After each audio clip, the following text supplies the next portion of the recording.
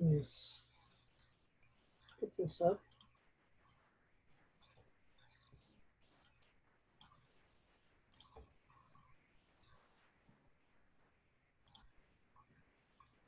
Okay, so are you seeing dry falls?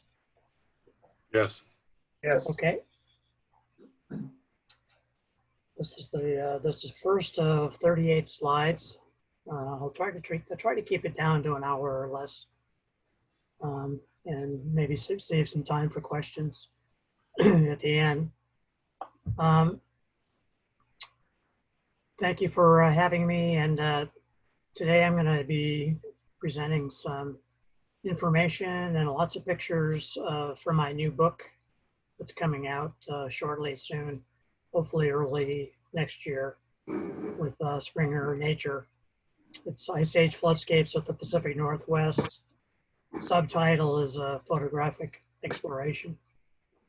So I've taken lots of photographs over the years, in the 30 or 40 years since I started studying the floods. And more recently, in the last 4 or 5 years, I have a better quality drone that takes some excellent photographs from the air, high quality, high definition photographs. So my book will feature mostly pictures taken with the drone in the last 4 or 5 years. And I've also taken lots of photographs from fixed wing airplane back, early in the earlier days, like this one. This picture was taken from an airplane looking down to the south in the direction of the floods as they went over dry falls. And you can see the dry falls is a dual cataract canyon. And if you've ever been to the visitor center, that's over That's here. great. Thank you. There's the visitor center. And can you see the pointer okay? Is it showing up on your screen Yes. as I move it around? Okay. So I'm going to use my pointer to point out things along the way. So we have Ice Age floods from 3 different sources that impacted the Pacific Northwest. Most people are familiar with Lake Missoula floods, but there was also one flood that came from Lake Bonneville, down here in mostly in northwestern Utah. And a third flood, source of a third flood, one flood came from Glacial Lake Columbia, which is up here. It was downstream of Lake Missoula. But at the very end of the Ice Age, when the Okanagan lobe broke apart, that released one last flood from Glacial Lake Columbia down here.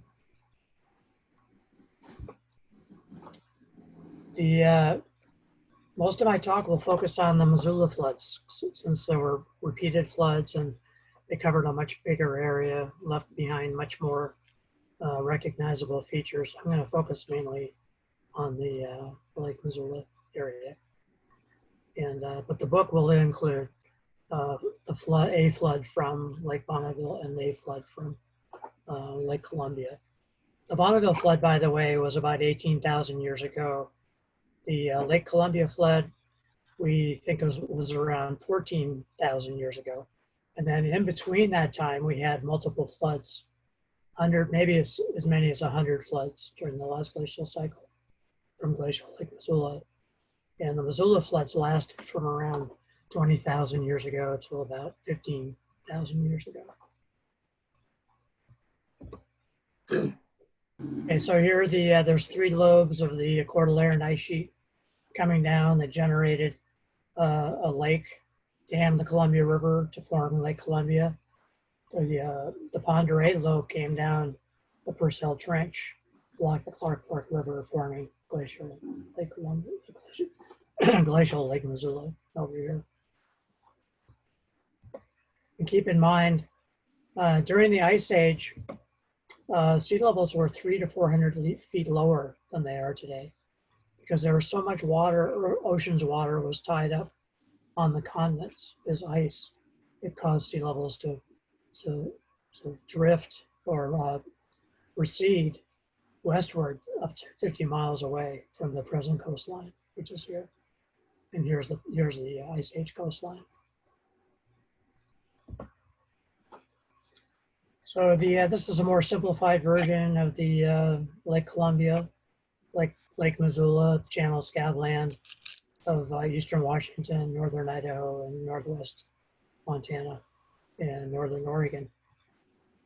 And Glacial Lake Missoula formed when the Purcell Trench slope came down the Purcell Trench and blocked the Clark Fork River, as I said earlier. There's no place for that water to go. It had to back up because this was a mountain valley. The ice plugged up that mountain valley, so there was no water, no place for the water to go but them to back up. Created a lake 2,000 feet deep for Glacial Lake Missoula. And there's the ice dam that was created. And then between 15 and 20,000 years ago, periodically that ice dam would break apart. Perhaps we're not absolutely sure how that lake drained, whether the ice destabilized the ice dam, underwrote it, caused it to float, and then allowed the water to drain out. But yeah, in any case, that ice dam failed, we think, every few dozen years for several thousand years during the Ice Age. And then when that dam failed, all that water from Lake Missoula, 500 cubic miles, was able to drain downstream to the west. And it first hit Lake Columbia, which was already there for most of the Ice Age. And it overfilled Lake Columbia and caused all that extra water to drain out across the Channel Scabland. And eventually all that water converged onto one little opening down here. After spreading out for 100 miles, all that water was forced to go through this one opening, which was only about 2 miles wide. That caused the water to back up. There was a hydraulic dam created because twice as much water was going in the gap could actually go through once. So that caused the water to back up and created a big lake here that we call Lake Lewis, which I'll cover more. So the last flood from Lake Missoula was somewhere around 15,000 years ago. The earliest floods, we have good evidence to suggest the floods go back to at least 780,000 years ago. And that's based on some flood deposits that have a magnetic signature that's reversed opposite of that today. And the last time that paleomagnetic reversal occurred was about 780,000 years ago. So we know there was at least one and maybe more floods that occurred back almost 1 million years ago. There's a long list of flood features associated with these Ice Age floods. I'm not going to go through each one separately, but I'll be talking a lot about these in the slides to come. Most of the flood features are erosional in nature, but there are depositional features too. Sediments that were laid down in back-flooded valleys like the Walla Walla and the Yakima created these slack water movements. And ice-rafted erratics were rafted in on icebergs carried by the flood waters. So we have both erosional and depositional features associated with these floods. And this is all the brainchild of this one man, J. Harlan Bretz. Oops. Go back. Who back in 1923 first proposed his outrageous hypothesis, which was the only genetic interpretation yet proposed, which is inherently harmonious and which fits all the known facts, is that of the great flood of water. Yeah, but I'm going to turn the volume. This is a photograph that was taken in 1972 from space, outer space. I think it was a Landsat image. And clearly you can see the evidence for the floods by these dark lines. These dark lines are places where the Ice Age floods stripped away all the topsoil down into the dark underlying basalt bedrock. So these dark lines represent places where the basalt is exposed at the surface, created by a tremendous amount of erosion by these Ice Age floods. But as early as 1923, Bretz had already figured this out. This is a map that he produced in 1923, a publication he published. And you can see these lines that we can see on the satellite photo match up perfectly with the lines that the channels, the coulees that Brett's had identified in 1923. But it only took other scientists, other geologists, another 50 years to finally come around to Brett's way of thinking.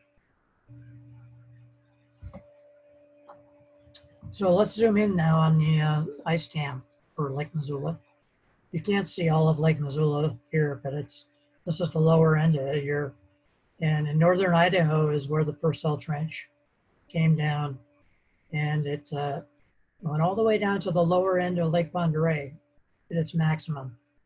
Lake Pend Oreille didn't exist during the Ice Age because it was filled with ice, obviously. So that ice came all the way down and filled the trough where Lake Pend Oreille is today. And another lobe, a sublobe, came and it went up the Clark Fork River against the current of the Clark Fork River and created another ice dam here called the Clark Fork Lobe. So it went all the way up to about the Idaho-Montana border.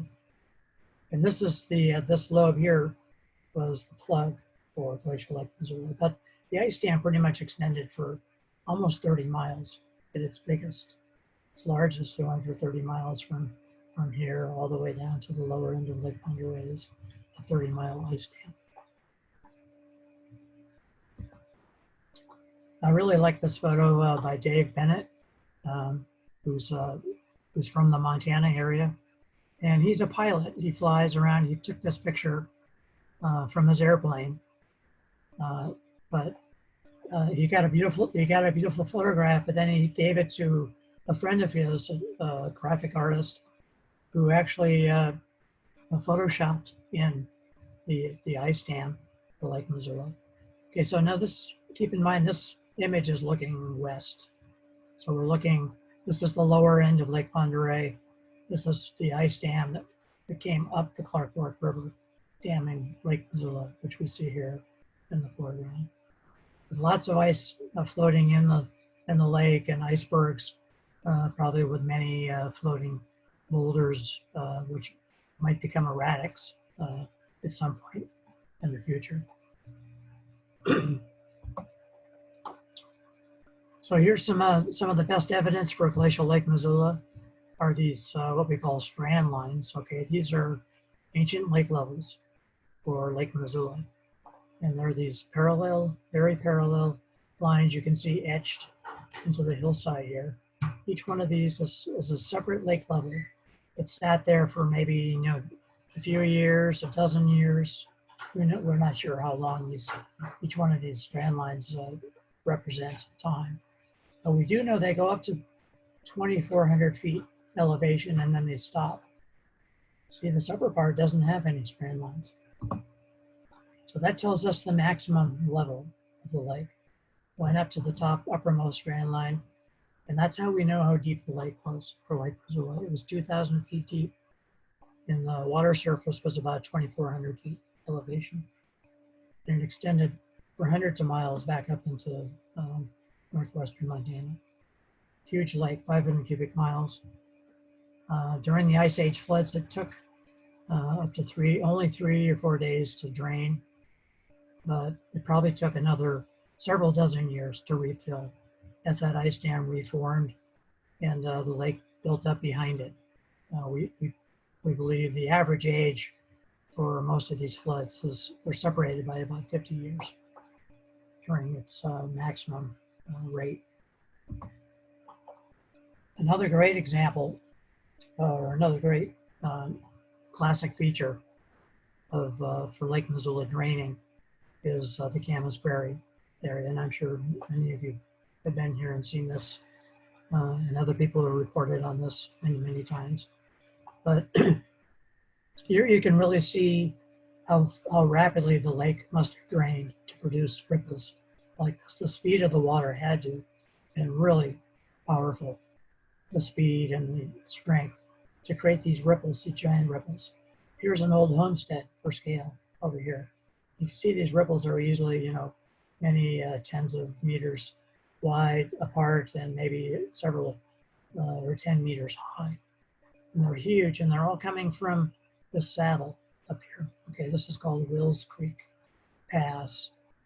And when Lake Missoula was at its highest, its deepest, the top of the pass was 400 feet underwater. Okay, so imagine when the lake at its maximum, the lake level was way up here, and there was another big valley to the north and beyond this, also filled with water. So when that lake started draining, the water was forced through this narrower opening, causing it to speed up. It actually created scabland, eroded basalt scabland. It's not basalt, it's another type of rock, but it's similar to what we see in the scabland. It's eroded rock that right down into the bedrock and created potholes and channels as the floods carved away through that channel. But then as the floods went through the pass, the water was able to spread out and it slowed down, but it was still moving fast enough to create these giant ripples you can see here. So this is some of the best evidence we have that glacial Lake Missoula drained very rapidly. There's another feature called Eddy Narrows, which is downstream of Missoula, down valley of Camas Prairie. But it was still it was still upstream of the ice dam. Okay, so this was all, Lake Missoula was almost filling this valley with water. The ice dam for the lake was about, I think it was maybe 20 or 30 miles downstream from here. So this part of the lake was just a narrow channel. And it's a single valley, a single opening where all the floodwaters from Lake Missoula had to drain. So there was no other way for the water to go, but all of it went through here. And as a result, it's a great example to calculate the speed, the depth and the speed, and the power of these Missoula floods. And in fact, J.T. Pardee in 1942 had actually calculated the amount of water that was in the lake and how fast it was moving through here. And he estimated about 10 million cubic meters per second. And since then, Jim O'Connor and Vic Baker and other hydraulic modelers have upped that to about 20,000 or 20 million cubic meters per second was the speed of the water running through this opening. And it only took about 2 or 3 days for all that water from Lake Missoula to drain through this one opening and make its way out down to the west.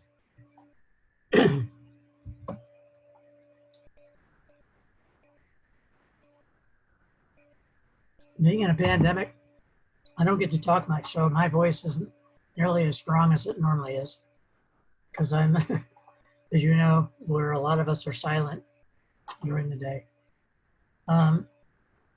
So we've seen the upper end of the ice dam for Lake Missoula. Here's the lower end, and the lower end, the ice came all the way down to where Lake Pend Oreille is today. Here's the town of Bayview down here. Remember that, Gary? Remember the weekend we spent there years ago? You're probably muted, but Gary and I spent a weekend here visiting with another geologist. I do. And I spent know spent the night in Bayview. It's a beautiful quiet little town right on the shores of Lake Pend Oreille. Yes, but here, yeah. I do. I unmuted myself. Okay. Yeah, good. I'm glad you remember. You're not suffering from Alzheimer's yet. Not yet. So these arrows are pointing to common points in these two photographs. So for comparison, this is Cape Horn Peak here, and here's the west or the east shore of Lake Pend Oreille, and you can see where the ice actually beveled. It scraped away. It scraped against the hillside here and actually beveled that slope to make it a steeper slope there. So this is good evidence that the ice came all the way down and sheared off the side of this mountain here, as well as coming around Cape Horn Peak. But and there, at the very end of the Ice Age, there was one more advance of the ice that actually caused a lobe of ice to come down and sit here even after the last Missoula flood. And it only got down here out to about as far as Farragut State Park before it terminated. So anyway, this is what the lower end of the lake looks like. And this would have been the outburst point for the Missoula floods. There were other times when the ice maybe wasn't this far. It may have been further up the Pend Oreille Valley, but this is the maximum extent. Okay, so this is the area we were just looking at. This right here. There's the leading edge of the ice, the ice dam, and the Rathdrum Prairie down here, Hoodoo Channel. And during the Ice Age, this valley was completely filled with ice, and there were other lobes of ice that came down adjacent valleys and forced any floodwaters going down the Hoodoo Channel to go via the Blanchard Channel. But most of the floodwaters were forced to go down what we call the Rathdrum Prairie. I should mention too that when that ice dam failed and all those floodwaters came out, they were picked up a lot of sediment, picked it up and dropped it, depositing it onto this outburst plain as well as the Rathdrum Prairie. And that raised the level of the prairie by many tens of feet, all that accumulation of flood deposits. And that accumulation of flood deposits building up the valley floor blocked these tributary drainages that were coming in from the side. So these are debris dammed lakes that were built by the building up of the debris within the Rathdrum Prairie, and now forming these lakes around the perimeter of the prairie. So the floods from there continued on down to the Spokane area. I don't show it here, but during most of the Ice Age, there was another big lake called Lake Columbia that filled the Columbia Valley as well as the Spokane Valley. Some of Lake Columbia might have gone all the way up to the Bayview area. So there was another big lake through here that buffered the strength of the floods. And it overfilled the Lake Columbia area and then immediately started to spill out across what we call the Cheney-Palouse Scabland tract, which is this area here, and this other tract, which is the Telford Crab Creek tract. And the Okanagan lobe blocking the Lake Columbia came down onto the Waterville Plateau over here, and that's what created Lake Missoula. And other floods at other times went down Grand Coulee.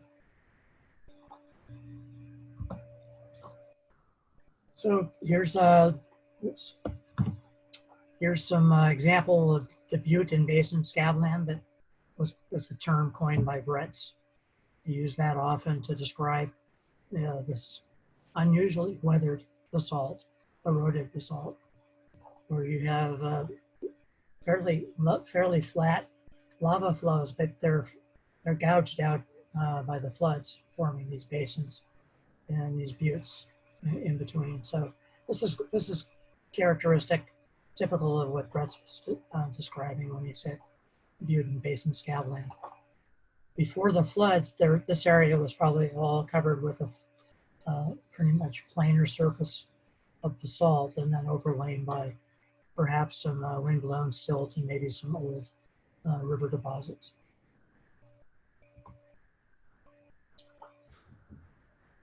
So if you've been out on the Scabland, I'm sure you've seen some of these streamlined Palouse hills from the air. That you can see how they're all aligned parallel with each other. There's 1, 2, 3, 4 of them actually, and they're all pointing upstream. The steeper end of these hills always points upstream like an airfoil. They point upstream in the direction of the floods. And in between, the floods eroded away all the Palouse soil down to the bare basalt bedrock, creating Scabland in between.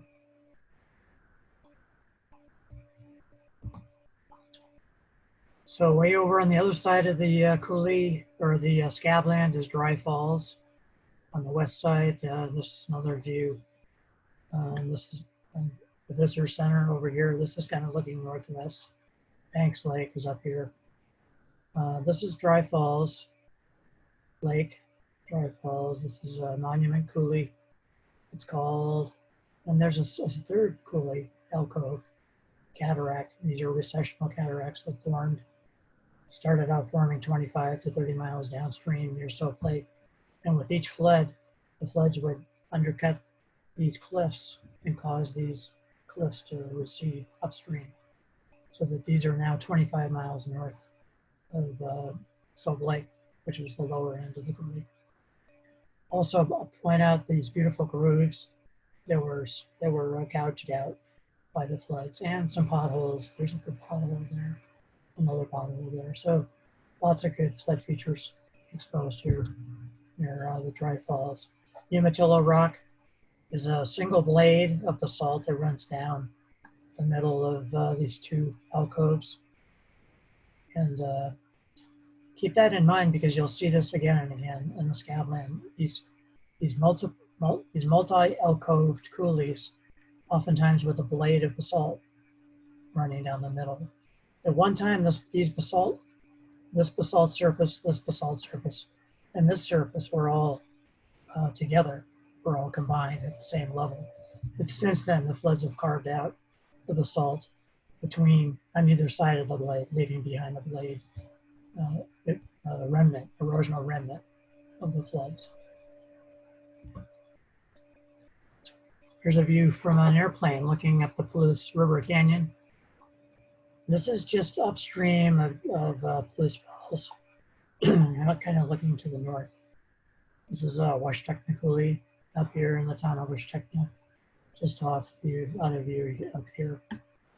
The river is, the Palouse River used to flow down Washtekna Coulee, but floods overfilled Washtekna Coulee and then started to spill out over a divide, drainage divide, where the Palouse River is today. They took advantage of these tectonic fractures, these weaker rock broken up by tectonic forces in the crust. You can see several of the orientations of these tectonic fractures. There's the main one that the Palouse River flows down straight as an arrow. Rivers don't normally flow in a straight line, except if they're following a structural feature like these tectonic fractures. Here's another orientation that kind of parallels this long one here. So anyway, we see these tectonically fractured areas all across the Scabland. Not everywhere, but in many other places as well. Including, Devil's Canyon is another good example of where the floods overfilled Washtekna Coulee, which is up here. The little town of Colotis is out of view down on the coulee up here. Floods came down Washtekna Coulee, they overfilled the coulee, they rose hundreds of feet deep, and they overtopped the valley wall here, and they found one of these tectonic fractures, and that was a weaker rock that was easier to erode and preferentially cut this canyon, this another very straight canyon, going down to the Snake River. Here's another view of the same Devil's Canyon, but looking in the other direction, looking to the south and east.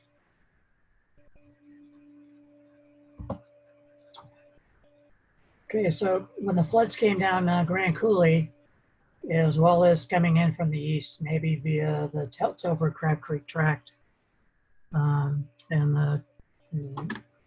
some waters from the Genie Palouse Tract may have actually made it into the Quincy Basin as well, but most of the water was coming down, the highest forced water was coming down the Grand Coulee, which is up here to the north. And it all emptied into the Quincy Basin that spread out.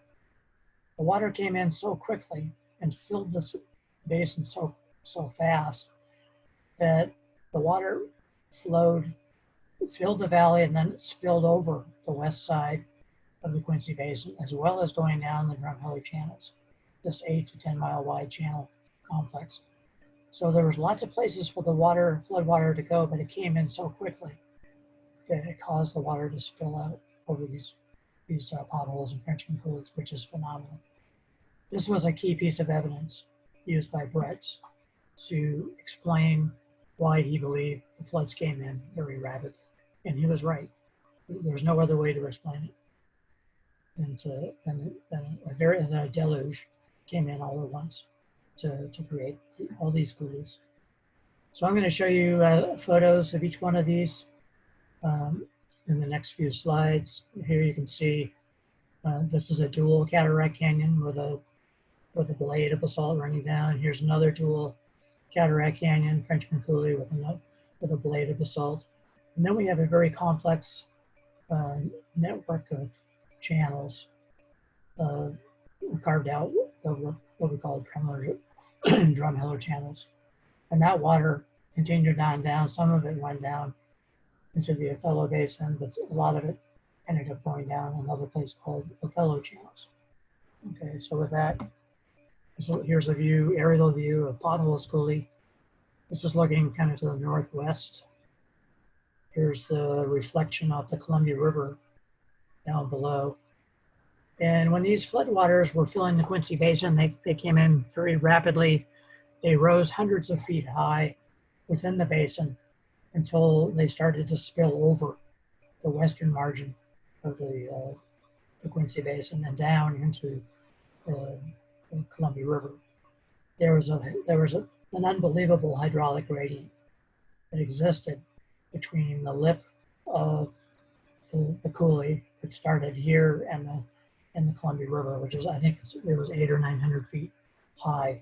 So all that hydraulic gradient caused that water, like a huge waterfall, to erode the edge of the basin, edge of the Quincy Basin here. And with each flood, they'd erode these cataracts back to create these dual cataract canyon that you see here. This is also called ancient lakes after these lakes that exist in one half of the coulee. And this is a Dusty Lake down here. Here's a Frenchman Coulee. Okay, this is the companion coulee of Potholes Coulee that exists to the south. And this is another place where the floods spilled over the west side of the Quincy Basin like a giant bathtub. They spilled over the side and they eroded these channels into the Columbia Valley, Columbia River Valley down below. You can see there was one main coulee, the Frenchman Coulee, and then there's also this is I forgot the name of that coulee, but there's two coulees here, cataract canyons, again with a blade of basalt down the middle. And there is a road. If you haven't been there before, you can drive into this coulee. It goes all the way, it follows the road all the way down to the Columbia Road.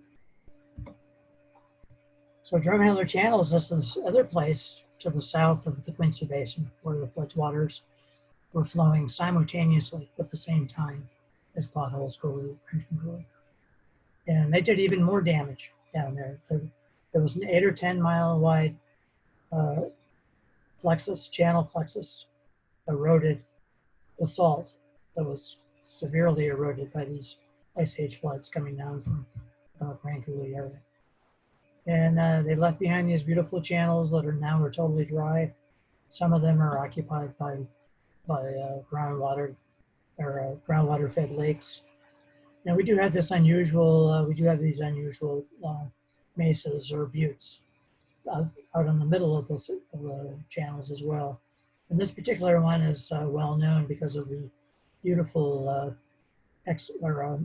polygonal columns that it's exposed by the floods on the basalt. So this is a basalt flow, 10.5 million year old basalt. And here, I don't know if you can see it on your screen, but these are all polygonal columns, mostly 6 and 7 or 5 and 6 sided columns of 50 foot tall columns of basalt. So it's a spectacular area. This is part of the Columbia Wildlife Refuge as well, naturally. national wildlife refuge. So further downstream from Drumheller Channels, the floodwaters continued, and they went around the east end of the Saddle Mountains. They couldn't go over the Saddle Mountains because they were too high. Okay, this is the east end of the Saddle Mountains. They're growing lots of crops up here, which is a sign there's lots of soil to grow crops. Unlike other places where the floods went through, they stripped away all the soil, all the topsoil. So there is no agriculture in these areas here. But up in these higher areas that were above the level of the floods, there is still agriculture taking place. This is looking south, so the floods waters were going around Saddle Mountains here, and you can see how they carved out some beautiful grooves and channels, Butte and Basin type scabland of eroded basalt. So all that flood water from Lake Missoula eventually had to go through this one opening that I mentioned earlier, Wallula Gap. And after spreading out for 100 miles across the Scabland, converging onto this little opening that was only 2 miles wide, you can imagine what happened. The water was going, there was twice as much water going in the gap. You could actually go through it once. So the water backed up and it created this big lake called Lake Lewis. But that lake was only there for a few weeks, which is about the amount of time it took for all the floodwater to drain through the gap, through the Wallula Gap, on down the Columbia Gorge. And I'm going to focus in now on Lake Lewis, which is this temporary lake formed from a hydraulic dam at Wallula Gap. Well, here's a shaded relief map showing Lake Lewis, which is in blue. The darker the blue, the deeper the lake water was. The shallower water was in the lighter blue areas. Everything in brown would have been, brown and orange would have been above the level of the floods. The highest level of the floods was about 1,250 feet elevation, and we know that based on the height of Ice-Rafted Erratics. We've seen throughout the Pasco Basin and the Yakima Valley, Walla Valley. And it's also the highest level that we see erosion along the Wallula Gap through here. So those two pieces of evidence kind of point to a common high water level of about 1,250 feet elevation.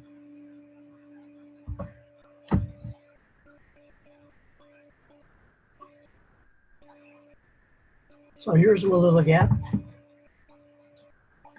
Two Sisters is down here, and there's a highway that you can drive through. Wallula Gap is not out of sight down below, but you can see when the floods came through Wallula Gap, they just didn't go along the river channel. They actually spilled up and over both sides of Wallula Gap for a mile or more.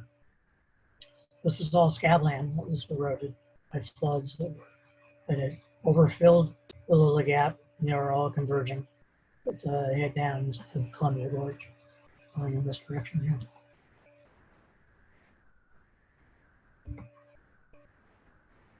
So the Lake Lewis area includes the area of the Tri-Cities, where these red lines came from. That's weird. Do you see red lines there? Or is that just me? You're probably all muted, so never mind. Anyway, this is Lake Lewis. And within the Tri-Cities area, we have several ridges or high peaks, which are called Candy Mountain, Badger Mountain, Red Mountain. And just the tops of these peaks were sticking out above the level of the maximum level of the floods, which is about 1,250 feet elevation. Lots of icebergs floating around from the breakup of the ice dam, and then the icebergs would have been carried down, floating with the floodwater on the surface. But we see hundreds, not only hundreds, but thousands of these ice-rafted erratics that were rafted in on icebergs within the Pasco Basin. which is where I'm living, including Rattlesnake Mountain. I did a study there about 10 years ago, and I mapped over 2,000 ice-rafted erratics within a 25 square mile area of Rattlesnake Mountain, which is only about a third of the mountain. They go up to 1,250 feet elevation. Or actually, the highest one I saw was about 1,200 feet elevation. For other reasons, we think it may have gone a little bit higher than that. Here's Michael Melford, a National Geographic photographer, photographing that beautiful, huge erratic that was, I think Gary Kleinkeneck was the first to report it to me.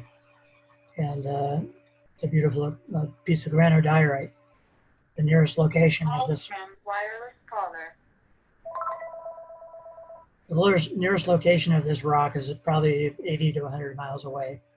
So we don't see any of these rocks anywhere nearby. They're hundreds of miles away. This one here is actually a piece of argillite, which probably came from the area of the ice dam in northern Idaho, from the belt, what we call the belt rocks. It has a very similar characteristics to belt rocks.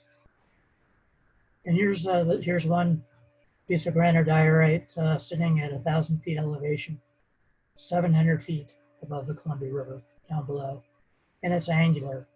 A lot of these boulders are angular, and that's another sign that they weren't brought in by normal streams or any other lazy flow of water, but they had to have come in embedded in icebergs, protected from being rounded as they were carried downstream.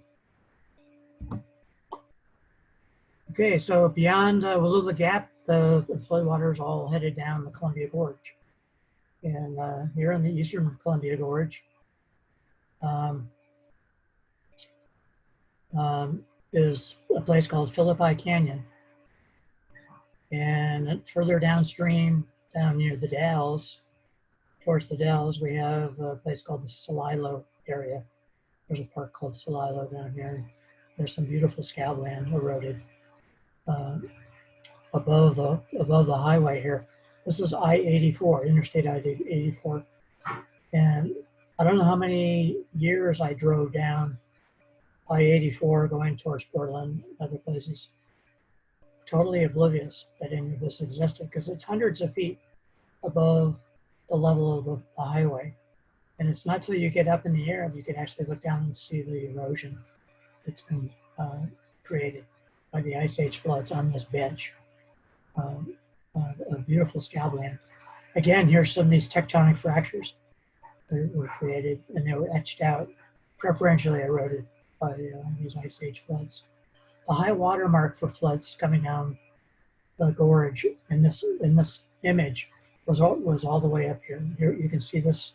This is an escarpment of soil that was stripped away and eroded by the Ice Age flood. So we know the floodwaters are at least up this high, and we know they had to have been that high to create scabland that we see here.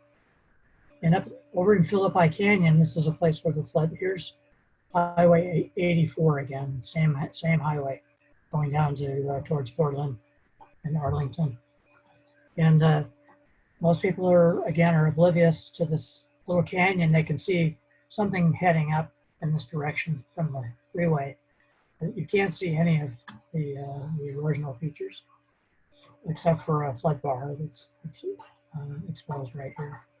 Here you can see how the floods, they went up and over the spillover point, and then down into the John Day River, which is, you can see the John Day, in the distance, you can see the John Day River here.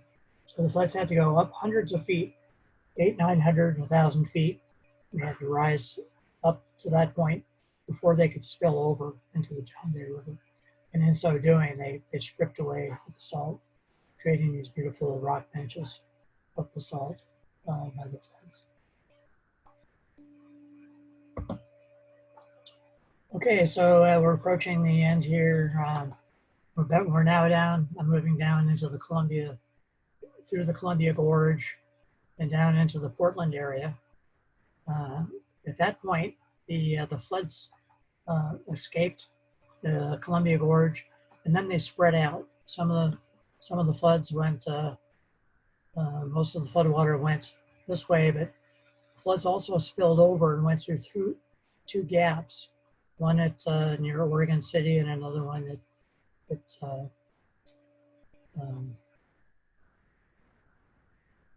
Lake Oswego.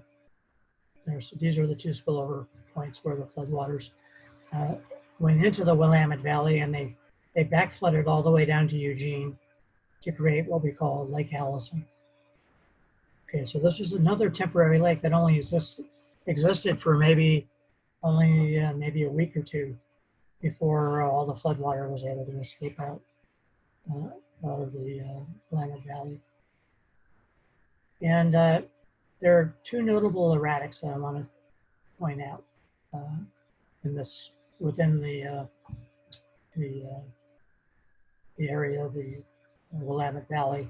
And one is the Bellevue erratic, which is over here at the number 151. And then there's the second erratic, and I'll explain why here in a minute. It's a 153. Okay, and here's Portland, Vancouver's up here. And Salem, Eugene, also shown here. And the lake developed here, the water backed up mainly because there was a constriction down here at Wallula Gap. Not a big one, not a high one, but enough to cause that water to back up into the Willamette Valley, and it rose to about 400 feet elevation.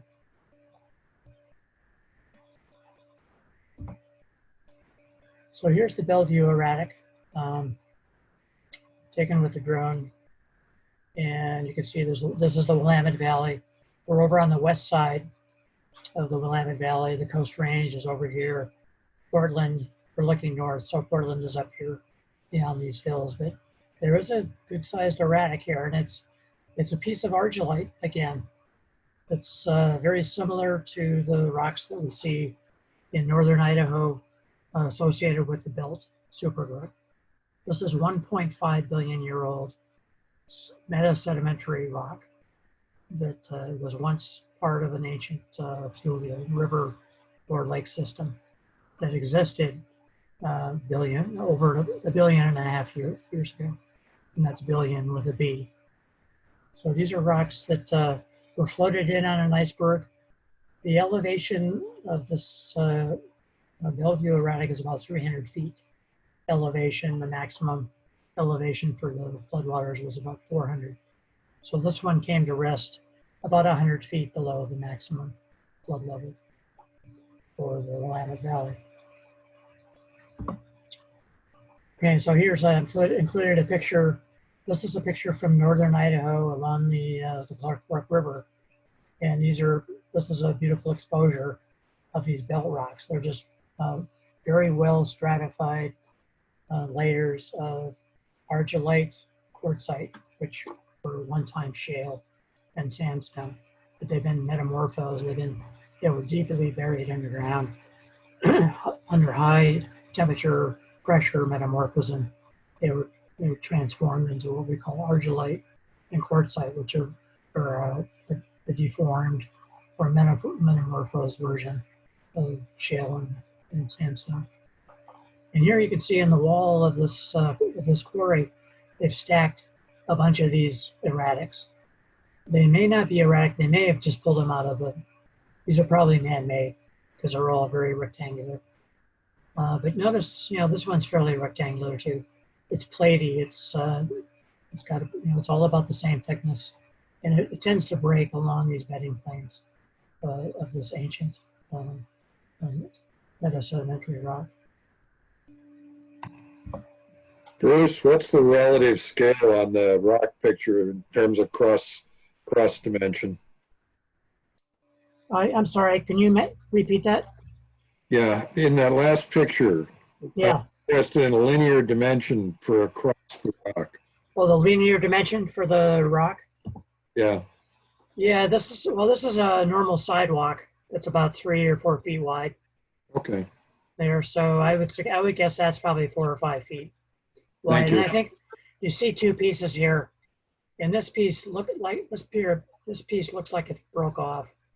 It was all one big one, and it broke it broke along a fracture line here. So these, when it came to rest, it was probably all one big piece of argillite, but since then it's broken off and formed these two separate pieces. Thank you. Yes, you're welcome. Okay, so we're almost to the end here. Hold on.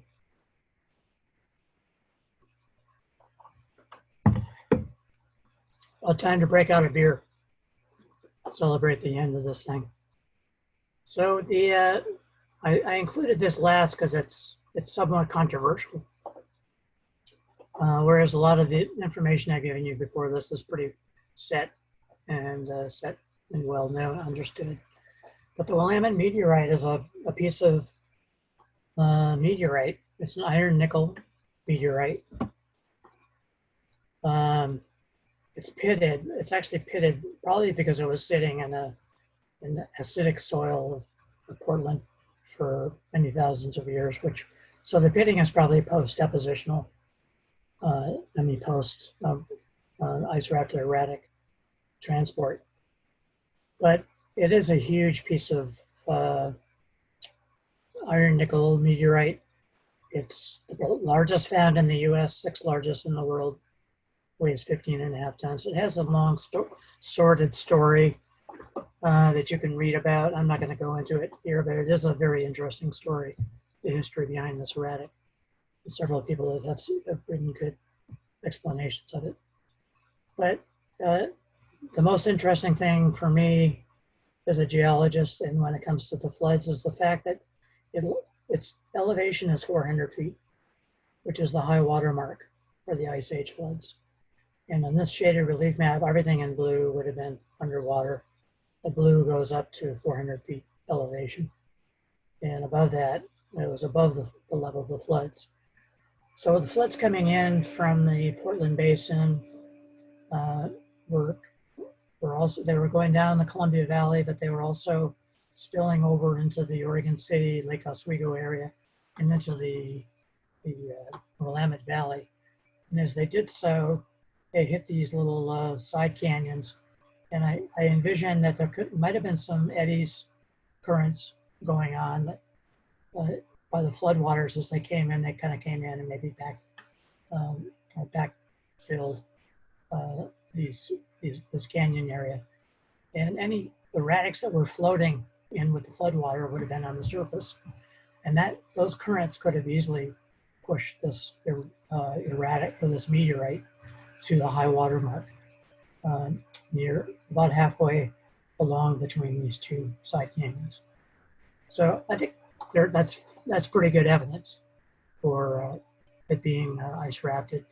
And also there's the meteorite has since been moved to a museum in New York, but other people afterwards, maybe during the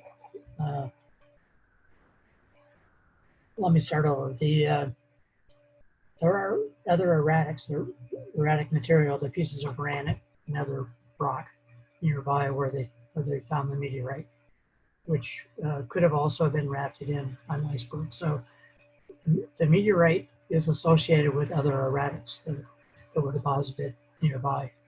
So that's another indication that I'm pretty confident that it is an ice-rafted erratic. So anyway, now with the shameless commerce portion of the talk, I do have a YouTube channel where I have a lot of these photos and lots of videos. In fact, most of the pictures I've shown you today are actually photos that I've just grabbed off video from the camera in my drone. So this is a high definition camera on the drone. So every picture it takes 20 to 30 pictures per second. And each one is anywhere from 10 to 15 megabytes. So it takes a high definition photo 15 to 30 times per second. So I can go back through the video and grab as many photos, still photos, as I want from these beautiful videos that I've been getting. But if you want to see the video versions, go to my YouTube channel. I've got 26 videos posted so far. The most recent one is Drumheller Channels. And I'm adding new videos on a regular basis. I try to put one in, add a new one every month or two to this channel. With winter coming, I'll probably increase the rate to maybe more than one a month. So there'll be more coming. And they do give you a good aerial perspective, which is really sometimes the only way you can really appreciate the magnitude and scale of these ice age floods. And there are two guidebooks I produced. The first one for the Mid-Columbia Basin, which is the area that I'm living in South Central Washington. And then I did a second book with my co-author, Gene Keever, on the northern reaches, which includes the area that the Mid-Columbia Basin left off with and goes up to the ice dam for Glacial Lake, Missoula. So there are two guidebooks there, self-guiding, written for a layman, if you're interested. And lastly, the subject of this talk is I want to introduce a new book that's with the publisher right now. It's the last final galleys I think are being produced now. I'll have one more chance to review the proofs before I have to send it in, and then they will go to publishing this book. It should be due out early next year. It is a hardcover coffee table book. It's full color, about 150 pages long. All good, positive information to share with you, but I have one thing I have to admit that might be a problem for some people, and that's the cost. I didn't realize it at the time, but this is an international publisher, and they produce hundreds or more books per year, and they estimate the preprint cost has been estimated at about $150. So I don't think it's going to be a New York Times bestseller. It'll appeal to hopefully some people that can afford it, and maybe become a collector's item. And it will be distributed worldwide because this is a worldwide publisher, so it should get broad distribution all over. And we are discovering, based on Dick Baker's talks in the past, he's talked about floods going on all over the world during the Ice Age, which is true. And I'm hoping other investigators, other people that studying floods elsewhere might find this book useful for the floods that they're studying. So anyway, with that, I will gladly turn it over to questions if we have time. And see. Bruce, I've got one question on the meteorite. Yes. I recently saw a NOVA show on a meteorite that had gone into Russia. For a meteorite of that size, they would have, I would expect based on that show, that there would have been a lot of ground damage if it had landed there originally. Right. Yeah. There should have been a crater. Yeah. So if it had landed somewhere in the glacial area, exactly, on the ice, the glacial area would have melted out, and you would have lost any indication of that. So that might be consistent with what you were saying. Exactly. Yeah. I forgot to point that out, that there was no crater associated with the meteorite. It was just on, the normal hillside surface. So that's another good point, that it probably is a ice-rafted. Thank you. Thank you. Hi, Bruce. This is Tom Cooney. Hi, Tom. Hi. Two questions. The term faceted escarpment that was used at the beginning of the talk, I'm just not exactly familiar with that. Okay, well, basically it's a planar surface that's standing at some angle, above, and it's caused by the floodwaters moving along a flood channel. They tend to abrade the sides of these channels and make them a smooth surface. And what you end up with is the side of a coulee that looks, you know, at an angle like that. Normally, Okay. you know, flood coulees with basalt sometimes are vertical, but especially in the Palouse area, a lot of times the sides of these Palouse hills are at an angle like that, and that's because they've been faceted and eroded by Okay. the floods. Okay, thank you. And then secondly, is it believed that there were any other ice dams between the two main ones we know about at the Purcell Trench and the Okanagan Lobe? Oh yeah, there is, and you're probably familiar with there was another lobe of ice that came down and created and may have blocked the Columbia River where the Spokane and Columbia Rivers join. And Okay, that would have created what's called Lake Spokane. But there's not as good evidence for that, and the evidence for any flood deposits associated with that ice of they don't exist because that area was kind of eroded and wiped out by the Missoula floods coming in. But Thank yeah, you. there was a third ice, maybe a third ice lobe coming down the Columbia Valley. Did Lake Lewis form many times or just once? Well, it probably formed during each of the big floods.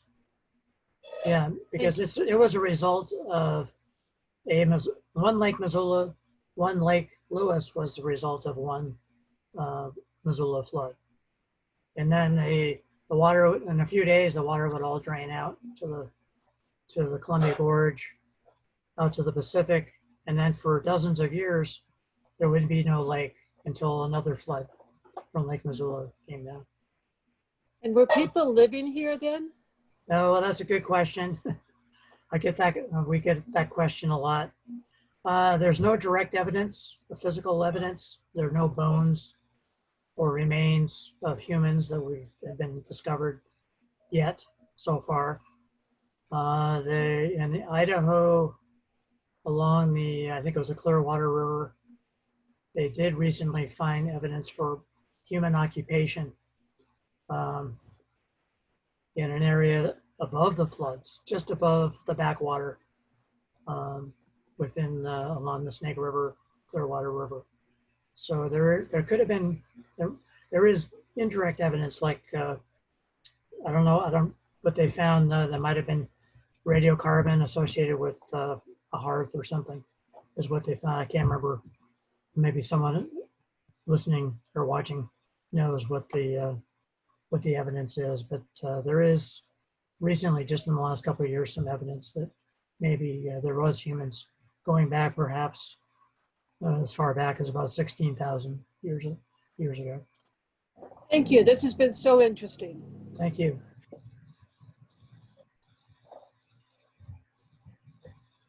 Bruce, can you talk about the third source of water? Did you say it was the Great Salt Lake? Yes, the Bonneville flood. And that happened once. You know where, yeah, the Great Salt Lake, it's basically a much bigger lake that existed that was hundreds of feet deeper than the Great Salt Lake was today. And it was during the Ice Age when there was a lot less evaporation going on and a lot more runoff from glaciers in the mountains, produced a lake that was much bigger than the Great Salt Lake. And that actually, the Bonneville Basin is actually a closed basin. There's no stream or river running out of it. So when the lake filled up to a certain point, to a place called Red Rock Pass at the north end of the lake, the water from additional water from Lake Bonneville started to run through that opening, through that Red Rock Pass. And that's what started the flood for Lake Bonneville. And that was about 18,000 years ago. It only happened once. And It hasn't happened since.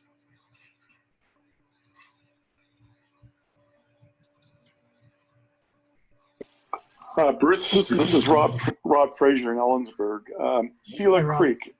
Yeah, Sela Creek. Is that a coulee created by Lake Lewis backwater?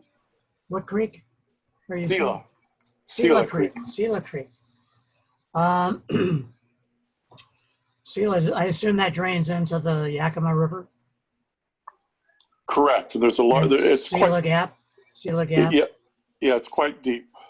Yeah, well, that's as far as the floodwaters got. The Missoula floods backed up to, here in the Pasco Basin to 1250, and all indications are they went up about the same level up the Yakima Valley. And Sela, I think, is just above that elevation. So it was just beyond the limit for Lake Lewis. So in other words, Lake Lewis did carve that out. No, Sela Creek was probably already there. Okay. Existed, yeah. Yeah, because plus the water, when the water backed up to that point, it was moving really slow and sluggish. So it probably wouldn't have caused any erosion either. It was pretty much all deposition, either of erratics or slack water flood deposits when the floods backed up to that area.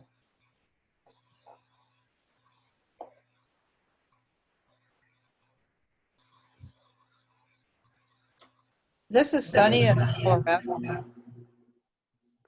Hi, Sonny. Hi. Do you know of any papers or information on any ice age flooding in western Colorado?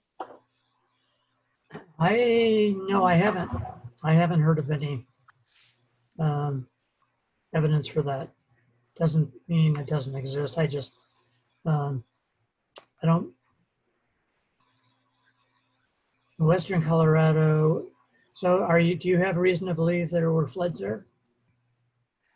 Not particularly. I'm an archaeologist. I do a little bit okay. of geoarchaeology. I'm just curious. Yeah, I haven't heard of any. You do have the Rockies there, but there's a lot of ice and glaciers. There could have been smaller floods associated with those alpine glaciers, I'm thinking. Base elevation there is very high. Sorry, can you repeat that? Thank you. Great presentation, by the way. Okay, thank you. The base elevation in western Colorado is pretty high. Yeah, that is pretty high. A lot higher than you're talking about with anything with Lake Missoula. Yeah, well, it would have been a totally different lake than Lake Missoula. Yep. Plus it's on the other side. Well, yeah, I'm not sure. Western Colorado, I guess that would be on the side of the Continental Divide. But yeah, it is much higher. And it wouldn't be associated with anything like Lake Missoula.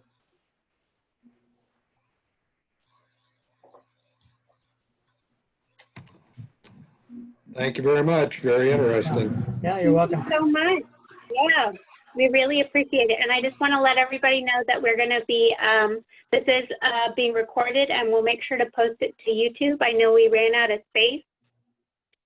So we'll make sure to get that out to everybody as soon as possible so everyone can view. Great. And I apologize if you weren't able to make it into the meeting. I'll make sure to expand our attendance limit next time. Okay, thank you all for coming. Thank you, Bruce. Thank you. Thank Awesome. you. Thank you. Thank you very much. It was great.